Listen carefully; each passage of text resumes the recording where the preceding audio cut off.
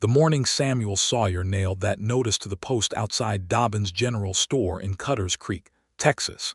He never imagined that the answer to his prayers would arrive wearing a wide-brimmed hat pulled low over a pair of eyes the color of summer sage, with calloused hands that told a story no man in 3 counties could match. It was the spring of 1882, and the land around Cutters Creek was the kind of beautiful that broke a man's heart if he looked at it too long. Rolling hills of golden grass stretched west toward the Llano Estacado, where the earth flattened into a vast table of sky and stone that seemed to go on forever. Samuel had inherited the Sawyer Ranch from his father 2 years prior, a spread of 430 acres on the Brazos River tributary, with a solid barn, a 2-story house that needed fresh paint, and a herd of 212 longhorn cattle that demanded more daily attention than one man and an aging horse could reasonably provide. Samuel was 31 years old, broad-shouldered, with brown hair that curled at his collar and a jaw that had known both sunburn and stubble for most of his adult life. His eyes were a deep, serious gray, and when he smiled, which was not often enough for a man of his disposition, it changed his whole face into something unexpected and warm. He had never married. There had been a woman once, a girl named Clara from San Antonio, but she had chosen a merchant with soft hands and a townhouse, and Samuel could not fault her for it. Ranch life was hard, and he had never been the kind of man to beg anyone to stay. He had posted the notice on a Tuesday. By Thursday morning, 5 men had come out to the ranch to apply for the position of ranch hand. The first was a boy of maybe 17, who admitted he had never roped a steer in his life. Samuel sent him away kindly but firmly. The second was a man pushing 60 who could barely dismount from his horse without wincing. The third and fourth were brothers from Abilene who smelled strongly of whiskey before noon and argued with each other the entire time they stood in Samuel's yard. The fifth man was competent enough, a quiet fellow named Pete who claimed experience on a sheep ranch in New Mexico. But sheep and cattle were entirely different animals, and Pete's uncertainty when Samuel asked him to demonstrate his roping ability on a fence post told him everything he needed to know. Samuel went to bed Thursday night with a plate of cold beans and the particular exhaustion of a man who has a problem and no solution in sight. Friday morning arrived with a pink sky and the smell of rain that wouldn't come, the kind of teasing weather the Texas spring specialized in. Samuel was in the barn mending a broken bridle when he heard the sound of hooves in the yard. He figured it was likely his neighbor Tom Harker coming by to return a borrowed tool, and he did not look up right away. "Mr. Sawyer," said a voice that was not Tom Harker's. Samuel set down the bridle and turned around. She was standing in the entrance of the barn, backlit by that pale morning sky, holding the reins of a dark bay horse that stood with the particular stillness of a well-trained animal. She was perhaps 26 or 27, he guessed, with dark hair pinned under a worn leather hat, strong cheekbones dusted with the kind of tan that only came from genuine outdoor work, and those eyes he would come to know so well, a clear, serious green-gray that reminded him of sage brush after rain. She wore a plain cotton shirt, canvas trousers tucked into weathered boots, and a leather belt with a small sheathed knife at her hip. She did not look apologetic for being there. She looked like she belonged. "I am here about the ranch hand position," she said. "I saw your notice at Dobbin's store." Samuel stared at her for a moment longer than was polite. He was not a man who gawked, but he was also a man who had expected, upon looking up from his bridle mending, to see someone who was not her. "You are," he said, and it was not quite a question. "Opal Brooks," she said, stepping forward and extending her hand with the directness of someone who had long ago decided not to wait for the world to decide whether it was going to take her seriously. Samuel shook it. Her grip was firm and dry. He felt the calluses on her palm, the roughness along the inside of her fingers that came from rope and fence wire and hard daily labor. "Samuel Sawyer," he said. "I know," she said. "It was your name on the notice." He almost smiled. "It was." How much experience do you have? She did not flinch at the straightforwardness of the question, which he appreciated. My father ran a cattle ranch near Fort Griffin for 20 years, she said. I worked it alongside him from the time I was big enough to hold a rope. After he passed 3 years ago, my brother and I ran it together for another year before he sold it out from under me while I was in town getting supplies. Samuel blinked. He sold it without telling you. Something moved briefly across her face, a shadow that had been lived in for long enough that it had settled into something quieter than bitterness. He did, she said. The law in Texas does not require a man to consult his sister before selling a property that is half hers by right if not by deed. I had no deed. My name was on nothing. So, she said that last word with a finality that closed the subject without drama. Samuel looked at her for a long moment. He was a fair man. He had been raised by a fair man, and his mother, rest her soul, had been a woman who would have had plenty to say about a brother selling his sister's livelihood without so much as a conversation. "What have you been doing since?" "Working where I can," she said. "I spent 8 months on the Bellwood spread up near Jacksboro. Foreman there let me go in January when his wife decided she did not care for having a woman among the hands. Before that, a few months at the Danner place. I am good with cattle, I am good with horses. I can mend fence, pull a calf in a difficult berth, handle a rope, and I do not drink on the job." She paused. "I also cook, though I mention that last because it is the least of my useful qualities and I would prefer you to keep it in mind in that order." This time, Samuel did smile.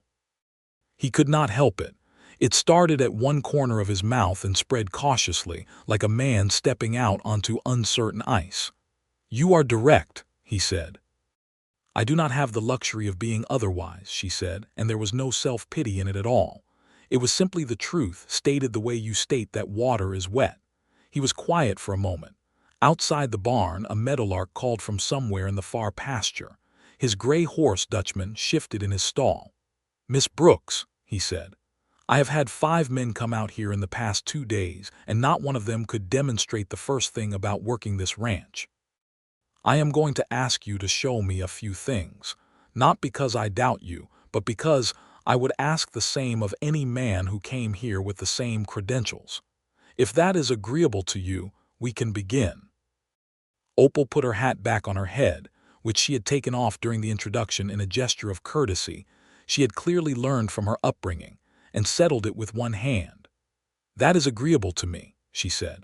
What followed was 2 hours that Samuel Sawyer would remember for the rest of his life, though he would not fully understand why for some weeks to come. He showed her the herd first, 212 longhorns spread across the south pasture behind the main property.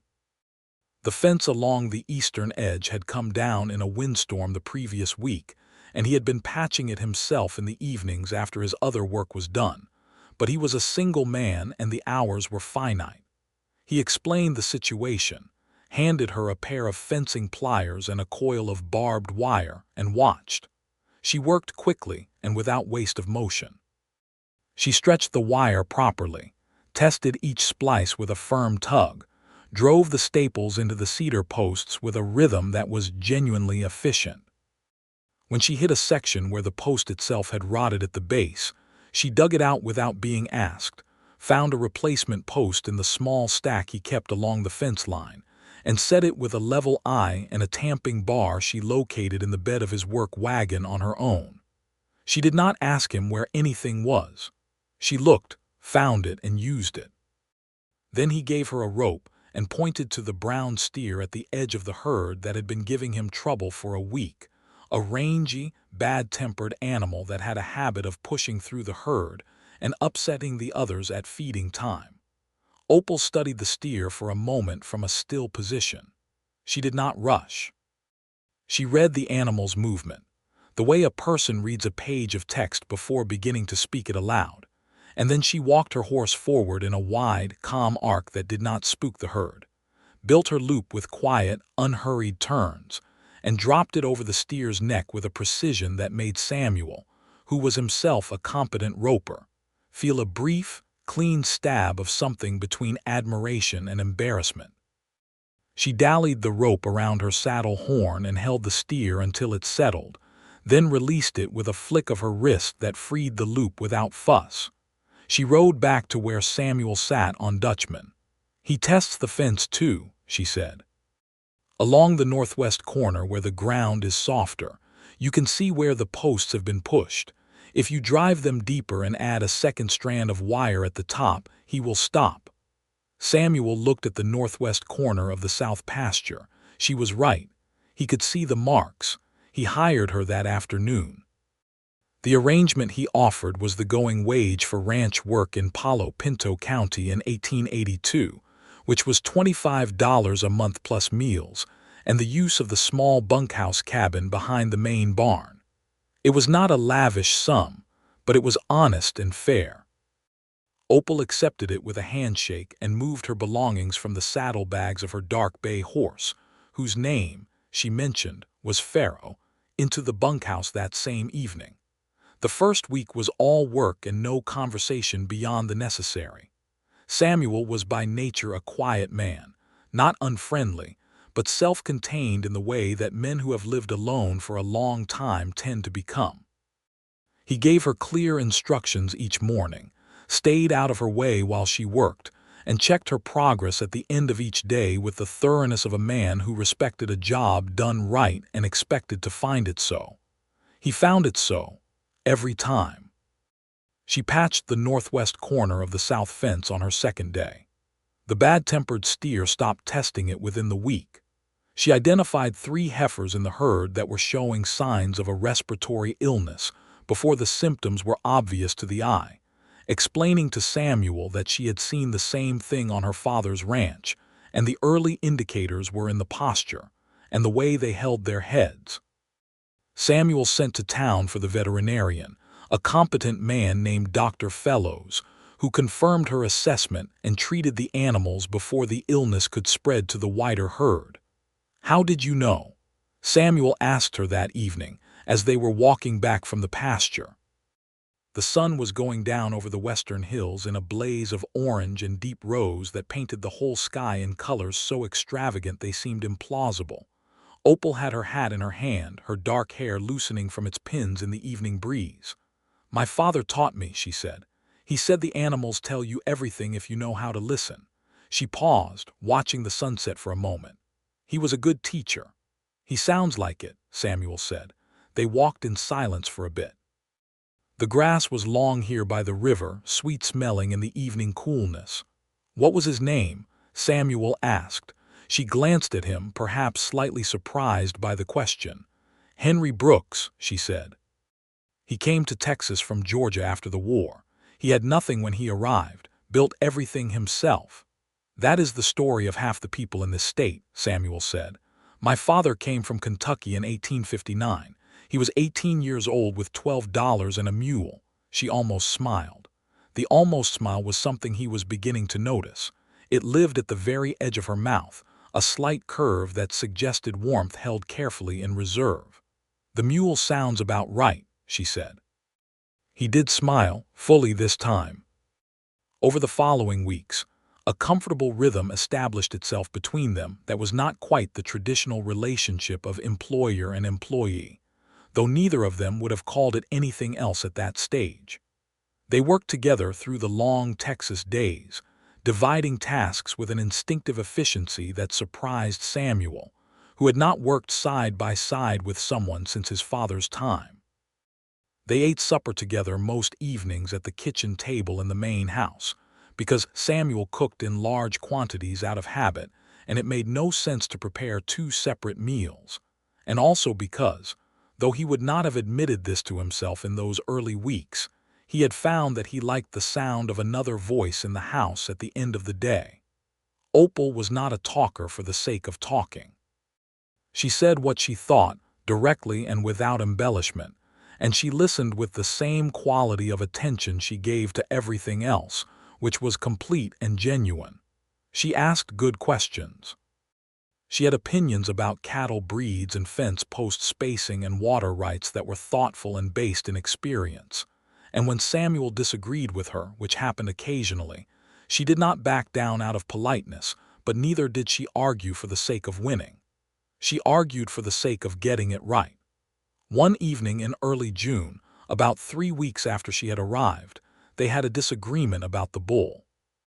Samuel had a longhorn bull named Ajax who was becoming unreliable in temperament as he aged, and Samuel had been considering replacing him with a Hereford cross that a rancher named Wilkes was selling down near Mineral Wells. Opal had heard this plan over supper and looked at him with an expression that he was beginning to recognize as the prelude to a carefully constructed objection. "Herefords will not hold up in a drought year the way the Longhorns do," she said. "Your grass is good right now, but this country goes dry, you know that." "The Hereford cross puts on more weight," Samuel said. "Price per pound at market is better." "Price per pound at market is better when you have a full herd," she said.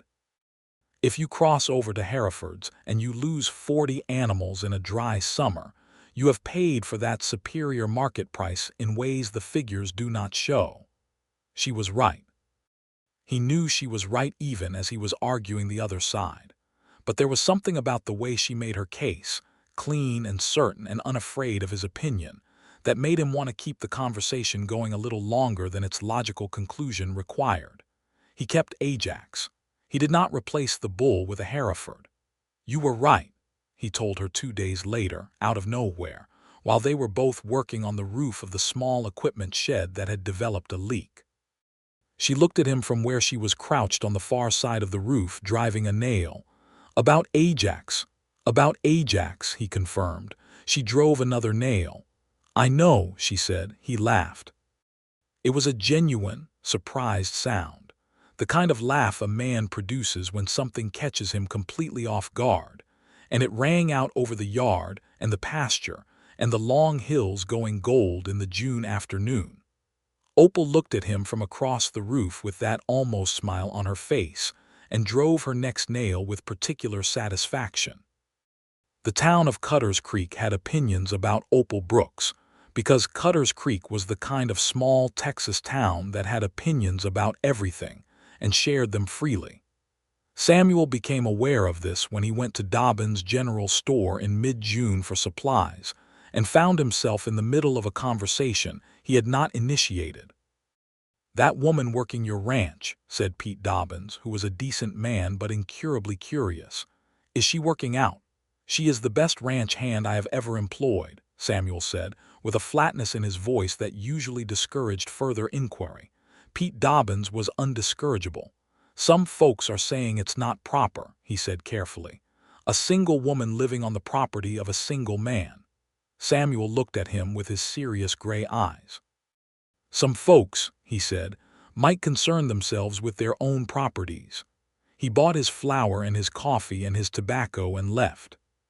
But the conversation bothered him, not because he thought there was anything improper about his arrangement with Opal, which there was not, but because he was aware, for the first time, that he had been thinking about propriety in a different sense entirely. Not the propriety that Pete Dobbins was hinting at with his careful voice, but the propriety of his own feelings, which had been accumulating over the weeks like water behind a dam that was beginning to show small cracks. He noticed things about Opal that had nothing to do with her competence as a ranch hand, though he had done his considerable best not to notice them until now. He noticed the way she moved through the world with a kind of contained strength that was entirely her own, the way she would sometimes stand at the edge of the pasture in the evenings and look out at the hills with an expression that was both wistful and somehow at peace with itself. He noticed that she sang sometimes while she worked alone in the barn, not loudly, barely loud enough for him to catch the melody when he was near, old hymns mostly, the kind his mother had sung in the kitchen on winter mornings. He noticed that she laughed rarely but completely, and that when she did, the sound of it was the kind of sound that made the world seem briefly simpler and better than it was. He was a man who had always trusted his own judgment. He had applied it successfully to cattle and land, and weather and practical matters of all kinds. He now found himself in the uncomfortable position of applying it to something for which his judgment felt entirely unprepared. He said nothing to her. He was not yet a man who knew what to say, or whether saying it was the right thing to do. The matter of Reverend Granger's congregation did not help. Reverend Granger was the pastor of the First Baptist Church of Cutters Creek, a thin man with long-fingered hands and a genuine concern for his congregation's morality that occasionally expressed itself in ways that were more about social convention than genuine Christian charity. On the third Sunday of June, he paid a visit to the Sawyer ranch. Samuel was fixing the water pump in the yard when the Reverend arrived in his neat black coat on his neat gray horse. He greeted Samuel with a handshake and a smile and a look toward the barn, from which the sounds of Opal rearranging the hay storage could be heard. "I understand you have taken on a female ranch hand," the Reverend said. "I have taken on the finest ranch hand in this county," Samuel said. "No doubt she is capable," the Reverend said carefully. "But it has been mentioned to me by several of your neighbors that the arrangement might not be entirely above reproach." Samuel set down his wrench. He looked at the Reverend with the kind of steady patience that was, in his face, a more direct communication than anger.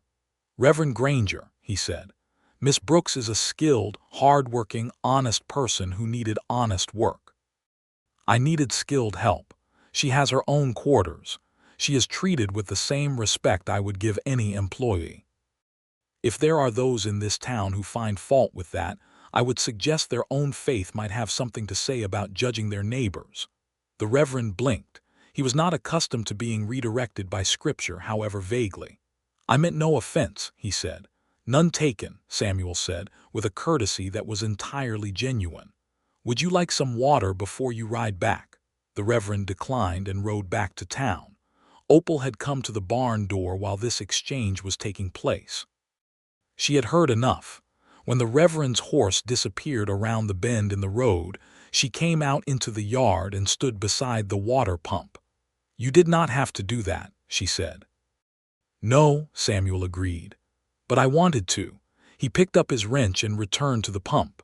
There was a pause, the kind of pause that has weight in it. "Thank you," she said quietly, and went back to the barn. That night, Samuel sat on the porch with a cup of coffee and watched the stars come out over the Texas hill country and tried to be honest with himself in the way that he was honest about everything else. The honesty arrived with the same quiet certainty as everything he had been feeling for weeks and was now refusing to pretend he was not feeling. He was in love with Opal Brooks. He had been falling in love with her, probably, since the morning she had stood in his barn door with the pale sky behind her and shaken his hand like she had every right to be there, which she did. The question was what to do about it. He was not a man who acted without being sure of his ground. He needed to know whether there was ground to stand on at all. July arrived with heat that pressed down on the Texas plains like a flat iron. The work of the ranch intensified in the summer months as the grass cured, and the cattle needed to be moved to keep from overgrazing any single pasture. Samuel and Opal worked from before dawn until after dark on most days, and the physical exhaustion of it burned away any pretense between them. They talked, during those long working days, the way people do when they have been stripped down by heat and tiredness to something essential. Opal told him about her father, about the ranch near Fort Griffin that had been her entire world for so long. She told him about the day she had come home from town to find her brother Robert standing in the yard with a city man from Dallas who had handed him a check, and how Robert had looked at her with something that she could only describe as shame that had curdled into defiance. "He told me I could have moved to town," she said. "He said a woman my age ought to be looking for a husband anyway, not working cattle." They were riding the fence line of the north pasture as she said this, moving at a slow walk in the brutal midday heat, checking each post. "What did you say to him?" Samuel asked. She was quiet for a moment, her eyes on the fence line ahead. "I told him that the ranch was our father's life's work," she said. "I told him it was not his to give away. And then I took my horse and my gear and I left because there was nothing left to stay for." Samuel watched her profile, the set of her jaw, the way she held herself even in the memory of it straight and unbroken, the way a good fence post holds even after the weather has worked on it for years. "For what it is worth," he said, "your brother was a fool and a coward." She turned and looked at him. Something in her expression shifted, a slight unguarding, as if something behind her eyes relaxed its careful watch for just a moment. "It is worth a great deal," she said. "More than you probably know." They rode on. The cicadas sang in the heat, deafening and continuous, the sound of a Texas summer distilled. The trouble with the Harker brothers arrived in late July, and was the kind of trouble that clarified certain things with the force of a cold bucket of water. Tom Harker was Samuel's neighbor to the north, and a perfectly decent man, but his younger brothers Dale and Court were a different breed entirely. They had arrived in Cutter's Creek in June from somewhere in Oklahoma Territory, trailing a reputation that was not specific enough to be actionable and not vague enough to be reassuring. They rode hard, drank harder, and had a way of looking at women that made the women in question uncomfortable and the men who cared about them angry. On a Saturday afternoon in late July, Samuel had gone to town for supplies, leaving Opal at the ranch to oversee the shoeing of 3 horses by the traveling farrier who came through Cutter's Creek monthly. He had expected to be back by mid-afternoon. He was not, because the wagon wheel that had been developing a slow wobble for 2 weeks finally gave out entirely on the road back, and he spent an hour and a half changing it in the full afternoon sun with the vocabulary of a man who is deeply unhappy with his circumstances. When he arrived back at the ranch, it was close to evening, and the Harker brothers' horses were tied to his fence. He found them in the yard. The farrier had left.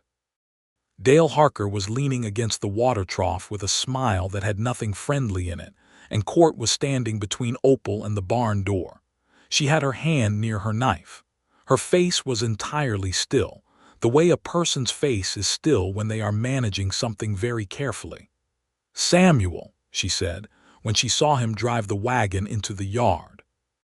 Her voice was steady and entirely controlled, but he heard something underneath it that he had never heard from her before, a careful, wire-taut strain. He was off the wagon before it had fully stopped. He did not run. A man who runs at a confrontation loses something before the confrontation has even begun. He walked, and his face said things that his voice did not need to. "Dale," he said. "Court." Dale pushed himself off the water trough with the casual ease of a man who had not yet decided whether he was going to cause serious trouble. "Just paying a social call," he said. "Your hired girl here is not very friendly." "She is not a girl," Samuel said. His voice was quiet in the way that a cloudless sky before a tornado is quiet. "She is my ranch hand. And if either of you spoke to her in any way that was disrespectful, you are going to have a conversation with me about that before you leave this property." Court laughed, though it was the slightly uncomfortable laugh of a man who has misjudged the temperature of the room. "We did not mean anything by it," he said. "Then get on your horses," Samuel said, "and go back to your brother's place." They went eventually, with the specific combination of bravado and haste that men in that position tend to employ. When their horses had disappeared up the north road, Samuel turned to Opal. "Are you all right?" he asked. He was looking at her with his full attention, the way he looked at things he cared about. She took her hand away from the knife at her hip. She let out a slow breath. "I was managing," she said. "I know you were," he said. "Are you all right?" She met his eyes. Something in the directness of the question, the simplicity of his concern expressed in the exact right way, seemed to reach past her defenses. "Yes," she said. "I am all right." Then, after a pause, "I am glad you came back when you did." "I am glad I came back when I did too," he said. They stood in the evening yard with the light going gold and long across the grass, and neither of them moved for a long moment. Samuel was aware, with the precise clarity of a man who has been trying not to be aware of something for weeks, that the distance between them was very small. That he was looking at her and she was looking at him, and there was something between them that was not ranch business, not employer and employee, not any of the careful categories he had been placing things in. He stepped back, not because he wanted to, but because he needed to be certain. He needed to say it properly when the time was right, and this was not that moment. "I will start supper," he said. "You have had a long afternoon." She blinked almost imperceptibly. Then she nodded. "Thank you," she said. He asked her on a Tuesday evening in August. It had been a good day on the ranch, the kind of working day that has a completeness to it, when everything done was done well, and the land and the animals were in good order, and the sky was going down in spectacular fashion behind the western hills. They had walked the south pasture together at end of day, as they sometimes did, checking the fence and the cattle in a last circuit before dark. They had stopped at the river bend, where a stand of cottonwood trees grew close to the water, and the light came through the leaves in that particular late afternoon way that made everything look like a painting that someone had put more effort into than reality strictly required. The cattle were settled. The evening was cool after the day's heat. A mockingbird in the cottonwoods was running through its entire repertoire with the focus of a musician who knows time is limited. Samuel stopped. Opal stopped beside him. He had thought about what to say.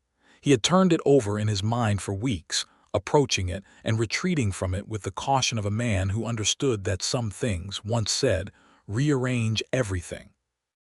He had decided in the end to say it simply because simplicity was the thing he trusted most. "Miss Brooks," he said. "Opal." She turned and looked at him. She had heard something different in his voice. "I am not a man who speaks easily about what he feels," he said. "I want you to know that so that you understand what I am about to say is not something I say lightly or without consideration." He paused. "I have come to care for you very deeply. I have been trying to be fair about it, to be certain I was not confusing gratitude or admiration or the plain comfort of working alongside someone capable, but I have been honest with myself. And it is not any of those things. Or rather, it is all of those things, and it is also something else entirely." He looked at her steadily, with his gray eyes that were serious and warm at once. "I would very much like to know whether you have any feelings in that direction yourself, and if you do not, I want you to know that I will respect that completely and it will not change your position here or my regard for you." She was very still. The mockingbird continued its enthusiastic catalogue in the cottonwoods. The river made its quiet sound over the stones. "Samuel," she said, and the way she said his name was different from all the times she had said it before, quieter, more careful, as if she was learning the full weight of it. "Yes," he said. "I have been trying to be fair about it too," she said. "I've been telling myself that I am an employee and you are my employer, and that I cannot afford to make assumptions, and that the last thing I need is to complicate the only good situation I have found in 3 years by imagining something that is not there." She stopped. She looked at him with those clear sage-green eyes. "But I stopped believing that it was only my imagination somewhere around the middle of June." He felt something loosen in his chest, something he had not realized he had been holding tight. "Is that a yes?" he said. For the first time since he had known her, she smiled fully. Not the almost smile, not the careful edge of warmth held in reserve, but a complete, open, unguarded smile that changed her entire face into something that hit him like sunlight hits water. "That is a yes," she said. He reached out and took her hand. Her calloused, capable, honest hand. She let him. They stood there in the cottonwood light by the river, holding hands like two people who had worked very hard to get to exactly where they were, while the mockingbird ran through its songs in the warm August evening, and the cattle settled in the south pasture, and the stars began to consider their positions in the sky above the Texas hill country. What followed was the most extraordinary autumn of Samuel Sawyer's life. He had not expected love to feel so much like coming home to a place he had not known he was looking for. He had expected it to be complicated, uncertain, disruptive, all the things that the one previous experience he had with it had been. He had not expected it to feel, at its foundation, like absolute clarity. They did not rush. They were, both of them, careful people by nature, people who had learned caution through experience rather than timidity. They moved through September with the same steady rhythm that characterized everything they did together, working side by side through the long ranch days, but now with something added to the space between them, a warmth and an awareness that made even the ordinary moments carry unexpected weight. He brought her wildflowers once, early in September, a handful of autumn asters he had found growing along the creek bank while he was checking the water level. He had carried them back to the ranch in his vest pocket like a boy of 17, which was not dignified, and had handed them to her over supper with the particular self-consciousness of a man who is very competent in most areas of his life and finds himself temporarily outside that zone. She had taken them and looked at them for a moment with an expression he could not entirely read. "They are a little crushed," he said. "They are perfect," she said, and put them in a tin cup of water on the kitchen windowsill where they remained until they were entirely done.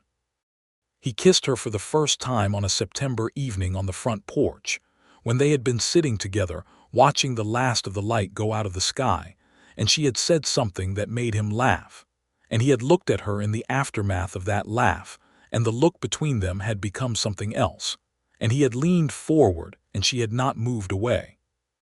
It was a careful, honest kiss, the kind between two people who have both had reason to be careful with themselves, and are now choosing, deliberately, not to be.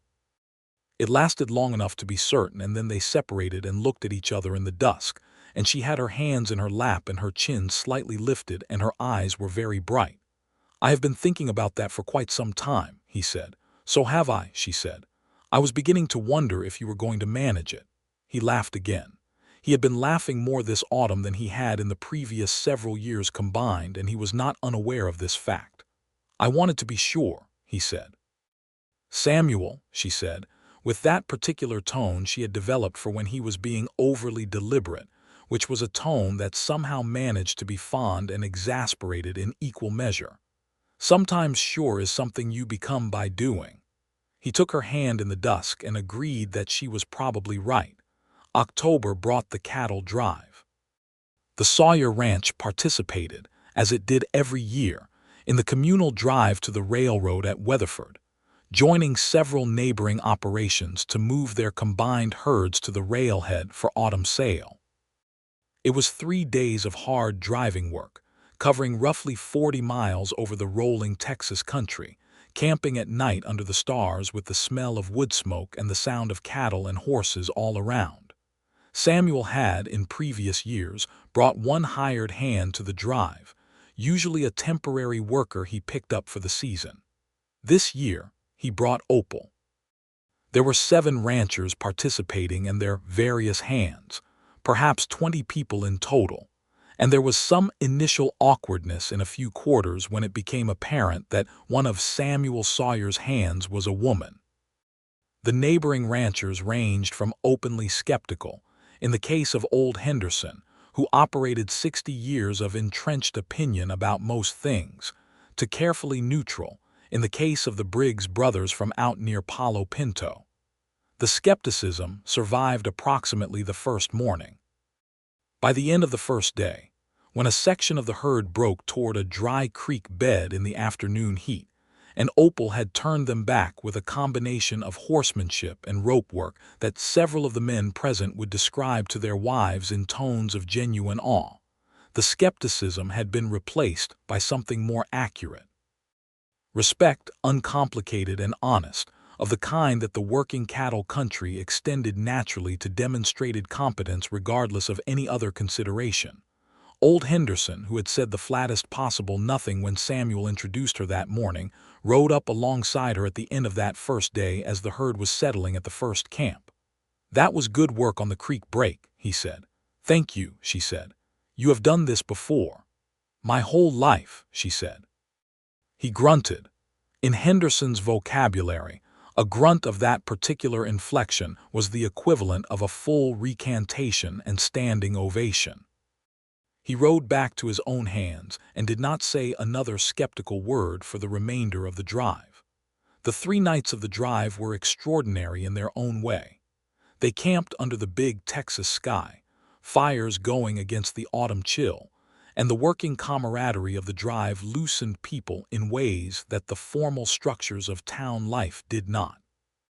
There was a man among the Briggs brothers' hands, a Mexican vaquero named Rafael who had been working Texas cattle drives for 30 years, and whose way with a rope was genuinely masterful. And he and Opal spent a long portion of the second evening after supper comparing techniques with the particular pleasure of two craftspeople who have each thought they might be the only person of their kind. Samuel sat nearby, watching her in the firelight, talking with the easy confidence she had with anything to do with horses and cattle, and he felt, with a certainty that was not dramatic but was entirely complete, that he wanted to marry this woman. That he wanted to marry her and build this ranch with her and sit with her by fires for the rest of his life. He had not asked her yet. He was, as she had observed, a deliberate man. But he knew. The cattle sold well at Weatherford. The Longhorns, as Opal had argued, showed well in the market, and Samuel's account with the Weatherford Bank reflected the autumn sale with a healthy number that gave him room to breathe and plan. He paid Opal her monthly wage plus a share of the drive earnings that she had not expected, and that caused her to look at him over the breakfast table at the Weatherford Hotel with the expression that was halfway between surprise and protest. "That is more than was agreed," she said. "The drive earnings share is standard for hands who participated," he said. "It is what I would pay anyone." She looked at him a moment longer, and he could see her calibrating this, checking it against her own sense of what was fair, and arriving at the conclusion that it was. "All right," she said. "You could buy yourself a proper winter coat," he said. "That canvas jacket is not going to serve you in January." "It has served me in several Januaries," she said. "Not on my ranch," he said. "Buy the coat, Opal." She bought the coat. It was a good heavy wool coat, dark green, and it suited her, and she wore it every cold morning for the rest of the winter with the particular satisfaction of someone who has something good and has permitted themselves to have it. November arrived with the first cold front sweeping down from the north, and the ranch settled into its winter rhythm. The work was different in winter, less about movement and more about maintenance and care, keeping the cattle in good condition, managing the feed supply, checking the water sources that could ice over in a hard freeze. Samuel had been thinking about how to ask her for 3 weeks. He had thought about it the way he thought about all important decisions, thoroughly and from multiple angles, and he had arrived at the conclusion that the perfect moment for something like this was not a thing that could be manufactured or stage managed, but rather a thing that had to be recognized when it arrived. He recognized it on a Friday evening in late November. They had been in the barn together after supper, he doing an inventory of the winter feed stock, and she checking over the horses' equipment before the cold weather set in properly. It had been a good day, the kind of day when everything had gone well and both of them knew it, and they had been talking in the easy, unhurried way they had developed over the months, moving between silence and conversation without any friction. He had been watching her check over the saddle leathers in the lamplight, her dark hair lit amber by the oil lamp, her hands moving with their familiar competence and care, and the thought had arrived in him with the complete simplicity of a thing that has been true for a long time and has simply been waiting for acknowledgement. He put down his feed inventory book. "Opal," he said. She looked up from the saddle. "I have something I want to ask you," he said, "and I want to say it correctly, so I'm going to ask you to give me a moment." She put the saddle leather down. She gave him her full attention, which she always did, but this time with something additional in it, a stillness that was not just her natural self-possession. He came around the workbench so that there was not a piece of furniture between them. He stood before her in the lamplight of the barn, with the horses breathing quietly in their stalls and the winter wind beginning to find the cracks in the barn walls, and he said what he had been thinking. "When you walked into this barn 7 months ago," he said, "I was a man who was getting along. The ranch was all right. I was doing what needed doing. I was fine." He paused. "I was not fine in the way I am fine now, and the difference is you." He looked at her steadily without flinching from what he was saying or what her answer might be. You are the best person I have ever worked alongside. You are the most honest person I know. You make me laugh, which I apparently needed to do more of than I realized. And I love you, Opal. I have been in love with you since August, at the very least, and probably since June. And if I am being completely honest, possibly since the day you roped that steer in the south pasture. He reached into his coat pocket and produced a small ring, a plain gold band with a single turquoise stone set in it, which he had bought from the jeweler in Weatherford during the cattle drive with the specific intention that is now apparent. I would be the most honored man in Texas if you would marry me. Opal looked at the ring in his hand. She looked at his face. Her own face was doing something he had never quite seen it do before, a combination of expressions moving through it, something that might have been the surprise of a woman who has spent 3 years preparing herself not to be surprised by anything good, and something that was simply plainly joy. I have one question, she said. He waited. Is the turquoise because you liked it, she said, or because you know it is my favorite stone? He blinked. You have a favorite stone. Turquoise, she said. My father brought me a piece of it from New Mexico when I was 9 years old. I have always loved it. She looked at the ring again. So that is either a remarkable coincidence or you know me better than you realize. I liked the color, he said honestly. It reminded me of your eyes. She reached out and took the ring from his hand. She turned it over, looking at the stone in the lamplight. Then she looked up at him with those sage-green eyes that he had just now accurately described. Yes, she said. Samuel, yes. He put the ring on her finger. It fit. He had estimated her finger size by approximation, and apparently his estimation was accurate, which satisfied the part of him that was precise about such things. But the larger part of him was entirely occupied with looking at her face and at the ring on her hand, and at the fact that she had said yes with the completeness and certainty that she brought to everything. He kissed her in the lamplight of the barn, and she kissed him back with no reservation at all, and Pharaoh put her dark head over the stall door and regarded them both with the mild, philosophical interest of a horse that has seen most things and is not easily surprised. They were married in Cutter's Creek in December of 1882 at the First Baptist Church, which gave Reverend Granger the opportunity to demonstrate that he was, when it came to it, a man of genuine goodwill who performed the ceremony with warmth and dignity.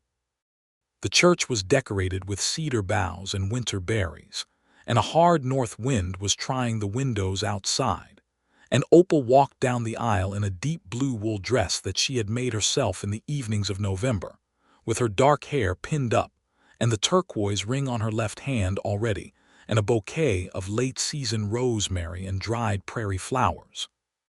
She looked, Samuel thought, watching her come toward him down that aisle, like everything good that had ever come into his life arriving all at once. Tom Harker and his wife came to the wedding, and the Briggs brothers, and the vaquero Raphael, who had ridden 2 days from his winter quarters on the Briggs ranch to be there, and who brought a beautifully tooled leather bridle as a wedding gift that Opal accepted with genuine delight. Pete Dobbins came and brought his wife and said nothing whatsoever about propriety, which was the most appropriate thing he had said on the subject. They went home that evening to the Sawyer ranch, which was now also the Brooks Sawyer ranch, though they did not change the sign for some months yet, and they sat together on the front porch in the cold December night wrapped in a single quilt and looked out at the land that was theirs together. I want to fix the paint on the house in spring, she said. I know, he said. It needs it. And I want to expand the south pasture fence by another 1/4 acre. The herd can support it. Already, he said, you are planning the spring. I am always planning the spring, she said. Are you going to tell me you are not? He was. He had been planning the spring since October in quiet moments, thinking about what could be done with the property now that there were 2 of them, genuinely 2 of them, working toward the same thing. I was thinking about adding a second bunkhouse room, he said, in case we need more help in the summer drives. She was quiet for a moment, and then she said, with the careful, slightly different quality that indicated she was saying something that mattered to her, or in case we need a nursery eventually. He turned and looked at her. She was looking out at the land, her profile clean against the night sky, perfectly composed, but there was a color in her cheek that was not entirely the cold. "Eventually," he said. "Eventually," she agreed. He pulled the quilt a little closer around them both and held her hand, and they sat in the cold December dark on the porch of their ranch and looked at their land, which went all the way to the hills, and did not need to say anything more about it. The winter of 1882 into 1883 was the kind of winter that tested a ranch, with 2 hard freezes in January that crusted the grass and required daily breaking of ice on the water troughs and close attention to the herd's condition. Samuel and Opal worked through it together with the efficiency of 2 people who have already been working together long enough that they can divide a task without discussion, each knowing where the other will be and what they will need. She was right about the coat. He told her so in February, when a morning arrived so cold that his breath made immediate fog and the ground was iron-hard under his boots. The canvas jacket would not have been adequate, he said, over coffee before the morning work. She gave him the look that had become one of his favorite things in the world, the one that said she was not going to dignify that with a formal response because she had been right and they both knew it. They painted the house in April. They did it together, starting on the south side where the sun had done the most damage to the old white paint and working their way around. Samuel had purchased good oil paint from the hardware store in Weatherford, and Opal had obtained the brushes, and they set up the ladders on a clear Saturday morning and started at the top. By early afternoon, Samuel had paint in his hair and a stripe of it along his forearm where he had caught a drip, and Opal was laughing at him with the full, unguarded laugh that he had come to love unreservedly, the laugh that belonged to a woman who had been cautious with herself for a long time and had decided in this life and on this ranch with this man to be less so. "Stop laughing and hand me that brush," he said. "You have paint on your ear," she said, and handed him the brush. "I am aware of that," he said. "I chose to put it there for style." She was still laughing. He looked down from the ladder at her face turned up to his, bright with the April sun and the laughter, and the paint splatter on her own left cheek that she had not yet noticed, and he thought, not for the last time and not with any diminishment of the feeling, "This is my life now. This is what my life is." Spring came fully to the Texas Hill Country, and the ranch prospered under 2 pairs of hands that worked it with understanding and dedication. The south pasture fence was extended. The bad-tempered steer was eventually sold at market without regret. A late calf was pulled successfully from a difficult birth in May, a tough little bull calf that Opal had stayed up through most of the night to assist, and who appeared the following morning with a determination to stand, and an apparent indifference to the difficulty of his arrival that she reported with something like maternal pride. "He is going to be a good one," she told Samuel over breakfast after a sleepless night. "You saved him," he said. "His mother did most of the work," she said. "I just helped with the complicated part." Samuel hired a second ranch hand in the summer of 1883, a young man named David Reyes, 17 and serious, the son of a Mexican farmer from down near the river who wanted to learn the cattle work and was willing to work hard for the chance. He was a good worker, and he learned quickly, and he regarded Opal with an initial uncertainty that resolved itself within 2 weeks into the uncomplicated respect of a young person for someone who is genuinely skilled and also treats them with dignity. Opal taught him to rope on a Tuesday afternoon, using fence posts and then slow-moving cattle and then the harder stuff, with the same methodical patience that she applied to everything that required teaching. She was a good teacher. She had absorbed enough of her father's methods and added enough of her own to produce instruction that was clear, honest, and allowed the learner to get things wrong without shame. David was roping well by September. He was also, incidentally, eating supper at the main house 3 nights a week, because Opal cooked in quantities that reflected the fact that she had been hungry enough in her life to have opinions about not wasting food, and there was always enough for a third person, and the calories were needed by someone doing the work he was doing. In the autumn of 1883, Opal told Samuel she was expecting a child. She told him on a Sunday morning, when the ranch was quiet, and they had slept later than usual, and the September sun was coming through the bedroom window at a slant that made the whole room gold. She had been watching him with something in her expression for the last week that he could not entirely read, which was unusual because he had become fluent in most of Opal's expressions over the past year. "I need to tell you something," she said. He put down his coffee cup and looked at her with his full attention. She told him. He was quiet for one moment that was not blankness but a kind of internal gathering, the same pause a man makes before he says something that is too large for ordinary words. Then he reached across the table and took both of her hands in his. "Are you well?" He said first because he was a man who understood that being asked if you are all right before being congratulated is sometimes the more important thing. "I am perfectly well," she said. "I went to see Dr. Fellows on Thursday." She paused. "I wanted to be sure before I told you." "Of course," he said. "Of course you did." He held her hands and looked at her with an expression that was doing several things at once, joy and wonder, and something that was simply love in its most straightforward form, uncomplicated by anything. "Opal," he said. "I know," she said. "I am going to be a father," he said, saying it aloud in the way people say things they need to hear in their own voice to believe entirely. "You are going to be a wonderful father," she said, with a certainty that was one of the most generous things anyone had ever said to him. He stood up from the table and came around to her, and she stood and he held her, in the Sunday morning kitchen with the September light coming in, and the sounds of the ranch outside, and the future pressing gently against all the walls of the present. The pregnancy moved through autumn and into winter with the reliability that characterized Opal's approach to everything she undertook. She worked through October and most of November with modifications rather than cessation, because she was constitutionally incapable of standing idle when there was work to be done, and because Dr. Fellows had confirmed that she was in excellent health and that moderate activity was not contraindicated, and because Samuel had learned enough about his wife's particular relationship with work and independence to negotiate rather than insist. Their negotiated terms included: she would not ride the difficult cattle on the fence work, she would not lift the heavy feed sacks without assistance, she would take a noon rest in the house, which she did faithfully, though she admitted to him that she used most of it to do inventory and account work, which was technically sitting down and therefore compliant with the letter if not the spirit of the agreement. "You are doing the ledgers during your rest," he said.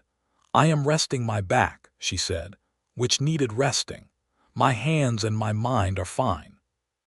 He gave up this particular argument because it was unwinnable, and also because she was right that the ledger work needed doing, and she was the better head for figures between the two of them, which he had acknowledged without embarrassment because he was not a man who needed to be the best at everything, only at the things that mattered for the ranch's function and survival. Christmas of 1883 was a quiet, warm, deeply contented thing.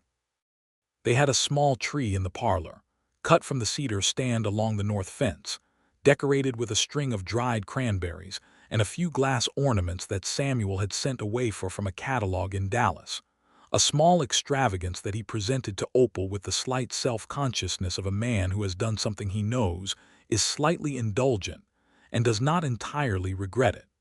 She loved them. She held each one up to the window light to see the colors they threw across the wall. "We will use these every year," she said, with a certainty that was the best kind of promise, the kind you make not because you swear it but because you simply know it to be true. David Ray's joined them for Christmas dinner because his family was too far away to visit, and because the Brooks Sawyer Ranch kitchen table had become, in the year and a half since Opal arrived in the yard with her dark bay horse in her calloused hands, the kind of table that had room for people who needed it.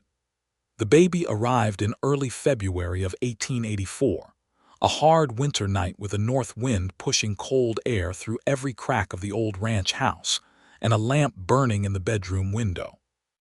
Doctor. Fellows had been sent for the previous afternoon when it became clear that the time was close, and he had arrived with the efficiency of a man who had done this enough times in the Texas Hill Country to know what was needed. Opal labored through the night with the focused determination that she brought to everything difficult, which is to say without complaint, and without giving up, and with a complete attention to what was happening and what needed to be done next. Samuel stayed in the room because she wanted him there, and because there was nowhere on earth he was going to be except exactly where she was, and he held her hand and talked to her quietly and felt more afraid and more present and more alive than he had ever been. The baby came in the gray hour before dawn, when the wind had dropped to a whisper, and the first faint suggestion of light was beginning at the edge of the eastern sky. He was a boy. He was red-faced and indignant, and produced a cry of such immediate authority that the doctor laughed out loud, which was the first sound anyone made after the baby's voice. Samuel held him, this small furious person wrapped in flannel, and looked at his son's face, which was new and complete and entirely, impossibly, his and Opal's, and the feeling that moved through him was too large for any ordinary word to carry. Opal was watching him from the bed, exhausted and beautiful and entirely herself, with the particular expression of someone who has just done the hardest thing they have ever done and knows it was absolutely worth it. "Well," she said. "He is perfect," Samuel said. "He is the most perfect thing I have ever seen." "He is very loud," she said, and her voice was tired and fond and full of a love that had arrived fully formed. They named him Henry for Opal's father, with James as his middle name for Samuel's father. Henry James Sawyer, who arrived in a winter dawn on the Texas plains with the character of a person who intended to be heard, which would prove, over the years, to be an entirely accurate early indication. Spring returned to the Sawyer ranch as it always did, indifferent to the significant events of the winter, insisting on itself with the regular green impatience of the Texas Hill Country grass, and the return of the birds from the south, and the particular smell of the earth warming. Samuel and Opal moved into the spring of 1884 with a new rhythm added to the old one, the rhythm of a household with a child in it, which is to say a rhythm that is less predictable and more alive than any that came before it. Young Henry was a healthy baby, opinionated about feeding times and deeply interested in the horse Pharaoh, whom he could see from the window of the bedroom, and toward whom he oriented with an instinctive interest that Opal found both delightful and entirely explicable. David Ray's turned 18 in March, and Samuel gave him a small raise, which made the young man stand a little taller and work, if possible, harder than before. He was becoming a genuinely skilled ranch hand, and Samuel had begun to think about him in terms of a long-term arrangement that might eventually include a proper foreman's position, which he mentioned to Opal one evening. "In 2 years he will be ready for it," she said, "maybe less." "You think so? He has good instincts with the cattle," she said, "and he learns fast. He just needs confidence in his own judgment." "He could learn that from his foreman," Samuel said. She looked at him. "You," he said, "I was thinking you could take the foreman title properly. It is what you are in practice." She was quiet for a moment. He could see her thinking about it, this woman who had had her inheritance taken by a signature she was not consulted about, being offered a formal title and the formal recognition that went with it. "That is a generous offer," she said. "It is an accurate description," he said. "You run this ranch with me, that should have a proper name." She thought about it for another moment. "All right," she said. "Yes." "Good," he said. "I will have it put on the gate sign when I have the sign repainted." She gave him the look. "You are not repainting the sign just for that." "The sign needs repainting," he said, which was true. "It has needed repainting for a year. I am doing 2 things at once." The sign was repainted that May. It read in neat black letters on weathered wood, "Sawyer Ranch," and beneath that in slightly smaller letters, "S. Sawyer and O. Sawyer, Proprietors, and O. Sawyer, Foreman." It was more words than most ranch signs carried, but Samuel had been specific with the painter in Cutter's Creek. And the painter, who had heard enough about Opal Sawyer over the past 2 years to have formed a definite view that the woman deserved whatever she asked for, executed it precisely as requested. Opal stood before the new sign on the morning it was installed, with Henry on her hip, who was now 4 months old and had his mother's eyes and his father's jaw and opinions about everything. She was quiet for a long moment. "Well," Samuel said. "My name is on the gate," she said. "Your name is on the gate," he confirmed. She turned and looked at him. Her eyes were very bright. "Henry," she said to the baby, "your name will go on it someday." Henry expressed his considered opinion on this development, with a sound that might have been agreement, and was definitely enthusiastic. Tom Harker came by that afternoon and read the sign and shook Samuel's hand and then shook Opal's hand with the straightforward cordiality of a man who has adjusted his view of what a thing should look like and is not making a production of it. "Nice sign," he said. "Thank you," Opal said. She meant it for more than the sign, and Tom Harker, who was smarter than he sometimes appeared, understood that and nodded and went on his way. The summer and autumn of 1884 were good ones for the Sawyer Ranch.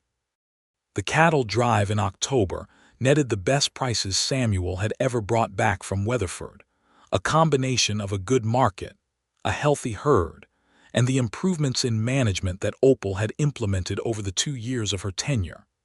They came home from Weatherford with enough in the account to repair the barn roof properly, replace the 2 oldest horses in the working string, and have money left over for what Samuel had been quietly thinking about since the spring. He had been thinking about the additional acreage that bordered the ranch to the south, 120 acres of good grass and river frontage that old man Terrell had been farming in a half-hearted way for years, and had finally decided, at the age of 73, that he was too old to continue. The land had come up for sale in August, and Samuel had been watching the price and the calendar with the patience of a man who knows what he wants and is waiting for the moment when wanting it and being able to have it converge. In November of 1884, they bought the Terrell land. It added 120 acres of good river grass to the Sawyer Ranch, pushing its total to 550 acres, and it came with a small, decent-built stone house that had been Terrell's original homestead before he built the larger farmhouse, and that could serve, Samuel thought, as proper quarters for David Ray's when the time came for him to take the foreman position officially. David Ray's, when told about this plan, went very quiet for a moment, and then thanked Samuel and Opal in a voice that was carefully controlled but not entirely steady, and then went to the barn and was not seen for half an hour, which both Samuel and Opal respected entirely. Cutter's Creek had changed its mind about Opal Sawyer, which is to say that the town had arrived at the position it ought to have held from the beginning, which was simply that she was a person of capability and integrity who deserved the same regard as anyone else of capability and integrity. This had not happened all at once or without resistance from certain quarters, but it had happened in the cumulative way that realities impose themselves on opinions, through the evidence of what she did and who she was, demonstrated steadily and without apology over months and years. The women of the town, for their part, had moved through initial wariness, a politely maintained uncertainty about a woman who worked cattle and wore trousers and had arrived in their town without family or connection, to something that was, by 1884, closer to genuine respect and in some cases genuine friendship. Mrs. Tom Harker had been the first to make the crossing, inviting Opal to the church social in the spring of 1883, with the directness of a woman who has decided something and is acting on it. And the two of them had found, over 3 tables of pie and a lengthy conversation about kitchen gardens and the relative merits of different varieties of winter squash, that they liked each other. By the time Henry was born, Opal had a small circle of women in Cutter's Creek who were genuinely her friends, who brought food to the ranch after the birth and sat with her in the afternoons sometimes, and talked to her as a person rather than a curiosity, which is what she had been to most of the town when she arrived. This mattered to Samuel, not because he had doubted it would happen, but because he had seen enough of what Opal had been through, the loss of her inheritance, the years of being treated as an anomaly or a problem to be managed rather than a person to be known, to understand that every genuine connection she was able to make here was a restoration of something that had been wrongly taken. He told her this one winter evening when Henry was asleep in his cradle by the fire and they were sitting together in the quiet house, her with her mending and him with the account books. "You are happy here," he said. It was not entirely a question. She looked up from her work. The firelight was warm on her face. "I am," she said. "Are you surprised?" "No," he said. "I am glad." She set down her mending. "Samuel," she said, "I want you to know something." She said it in the particular tone of the things that mattered to her most.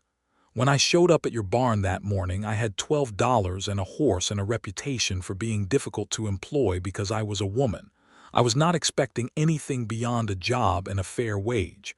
She paused. "You gave me this." She made a small gesture that encompassed the house, the fire, the sleeping baby himself. "You gave me a home, a real one with my name on the gate." He was quiet for a moment because what she had said was too important to answer quickly. "You earned everything that is here," he said. "Every bit of it." "We earned it," she said. "We," he agreed. Henry stirred in his cradle and made a small, comfortable sound, and they both looked at him the way parents look at sleeping children, which is a specific and private way that belongs entirely to the two people doing it, and does not need to be described. The years settled into the Sawyer ranch the way good years do, not with fanfare but with the accumulation of ordinary days that are, in retrospect, extraordinary. Samuel and Opal worked their land with the partnership that had been there from the beginning and had only deepened with time and shared history. David Ray's took the foreman title officially in 1885, when he was 19 and ready for it in every way that mattered, and moved into the stone house on the taro land with the careful pride of a young man who has been given a real chance and intends to prove it was not wasted. They hired 2 more hands that year as the herd grew, one of them a woman, a quiet girl of 20 named Bessie from down near Stephenville, who had heard there was a ranch north of Cutter's Creek that hired on merit without reference to any other consideration. Opal interviewed her over coffee at the kitchen table and hired her within the hour. A second child arrived in the summer of 1886, a girl this time, born in July in the middle of a heat wave that made the entire county feel like it had been placed inside an oven. She arrived with less drama than her brother had, but with no less presence, surveying the world from the moment of her arrival with a pair of eyes that were her father's gray and an expression of calm assessment that was entirely her mother's. They named her Clara. Samuel had suggested it with some uncertainty, knowing it was the name of the woman who had chosen a different life years before, but meaning it entirely differently, finding it simply a name he had always thought beautiful, and that had no weight in it now, none at all, because the life that name belonged to had been lived and had led him here, to this house and this woman and this child. Opal had said yes immediately. "Clara Sawyer," she had said, trying the sound of it. "I like it." Henry, who was 2.5 and had very strong opinions about everything, had walked up to his new sister on the day she came home, studied her with an expression of serious evaluation, and then declared, "She is small." He had then apparently resolved to protect her from everything in the world, which he began doing immediately and did not stop doing for the rest of his life. The ranch continued to grow, not extravagantly but solidly, the way things grow when they are tended by people who love them and understand them. The herd reached 400 animals by 1887. The Sawyer name became one of the respected names in Palo Pinto County, not merely as a function of land or wealth, but as a function of the reputation that Samuel and Opal had built together. Fair dealers, good neighbors, honest ranchers who treated their hands well and their cattle well, and their land with the kind of care that comes from knowing it is not just a resource but a responsibility. Opal began to be consulted, formally if informally, by ranchers in the county on questions of herd management and pasture rotation, which had been her particular area of innovation on the Sawyer Ranch. Implementing a system of seasonal pasture rotation that kept the grass in better condition year after year and reduced the winter feed costs significantly. She shared this knowledge freely because her father had taught her that the way good ranching practices spread was by ranchers sharing them, and because she was not a person who hoarded useful things. There were still, occasionally, men who received this consultation from a woman with skepticism, who listened to her with the slight condescension of a man who is politely waiting for someone to stop talking. She had developed over the years a patience with this that was not resignation but strategy. She gave her information clearly and completely and left it with them. The results, or the lack of them when they chose not to follow her advice, spoke adequately on the subject. Most of them came back the following year and took the advice. In the autumn of 1887, Samuel and Opal rode out together one afternoon to look at the full extent of the ranch, which they did occasionally, not for any practical purpose, but simply because they liked to see it together. They rode the whole perimeter in the long September afternoon, with the hills going gold and the river glinting below, and the cattle distributed across the pastures in the peaceful way of well-managed animals. At the southern boundary, where the Terrell land met the original ranch land, they stopped on a small rise and looked back across the full spread of it. 550 acres, green and gold in the September light, the house with its painted exterior, the barn with its solid roof, the stone foreman's house where a light already showed in the window as David Ray's prepared his evening, the two children who were, at this moment, in the care of Mrs. Harker in town while their parents took this ride. "Do you remember the day you walked into the barn?" Samuel said. "I remember it very well," Opal said. She was looking at the ranch in the late afternoon light with the expression that he knew, after 5 years of marriage, meant that she was feeling something deeply but was deciding how to say it. "You looked at me like you expected me to be someone else." "I did," he said. "I was wrong." "You were not wrong," she said. "You just had not expected me specifically." "No," he said. "I had not expected you specifically." He looked at her, sitting her horse in the September afternoon, the green wool coat she had bought in Weatherford almost 5 years ago still good and warm on her shoulders, her hair threaded now with a few early strands of silver at the temples that she wore as straightforwardly as everything else, her eyes the same clear sage-green that had made him think, on that first morning, of brush after rain. "I could not have imagined you specifically. You were better than anything I had imagined." She turned and looked at him with those eyes. She had the full smile now, the one that had started as the almost smile and had become, over 5 years of marriage and love and hard shared work, entirely free. "You were not bad yourself," she said. He laughed and she laughed, and the sound of it went out over the golden hills of their ranch in the September afternoon and scattered into the long Texas sky above the Brazos country. They rode home in the fading light, side by side, at an unhurried pace, through the land they had built together, toward the house where their children were coming home to, toward the supper table where there would be room enough for everyone who needed it, toward the evening and the night and all the mornings that were still to come. The Sawyer Ranch went on. The sign on the gate stood through wind and rain and the full ferocity of the Texas seasons and the passage of time, the letters worn but legible, Sawyer Ranch. S. Sawyer and O. Sawyer, proprietors. The cottonwood trees along the river grew taller. The cattle prospered. The children grew up knowing how to rope and ride and read the sky and tend the land, because they were taught by two people who had given them everything they knew.